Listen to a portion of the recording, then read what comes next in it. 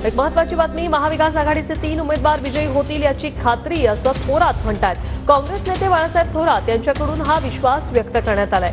महाविकास आघाडीत कोणताही दगाफटका होणार नाही असं थोरातांनी म्हटलंय।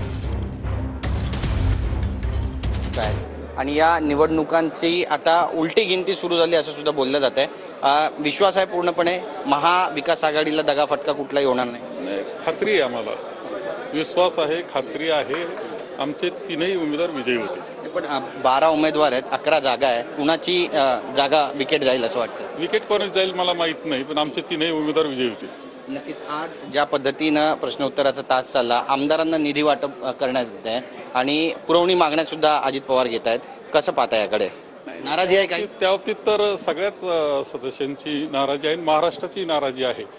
तुम्ही एखाद्या मतदारसंघाला वेगळ्या पद्धतीने जास्त मदत करता, दुसऱ्याला पूर्णपणे देत नाही, हा अन्याय सर्वसामान्य जनतेवर सुद्धा असतो। आज अजित पवार सर्व आमदारांना घेऊन सिद्धिविनायकाच्या दर्शनासाठी गेले, बाप्पाचं दर्शन घेतलं, या ठिकाणी पोहोचले। रोहित पवार आरोप करतायत की अरोरा नावाच्या एका व्यक्तीला कॉन्ट्रॅक्ट दिलं त्यांचा प्रचार आणि प्रसार करण्याचं, आणि त्यासाठी हे सगळं केलं, 200 कोटी दिल्याचा आरोप। नाही, असं आहे की देव आठवायला लागला।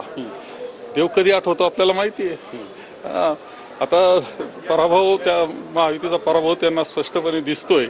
आता देव आठवतोय, कारण देवाशिवाय पर्याय नाही। आता काही चमत्कार घडलं तरच काहीतरी होऊ शकतं, म्हणून प्रार्थना करण्याकरता गेले। 14 जुलैपासून ते बारामतीमध्ये रणशिंग फुंकतायत आणि विजयी आपणच होऊ असा दावा पण करतायत। पाहण्यासारखं होणार आहे, तुम्हाला निकाल तसाच राहील।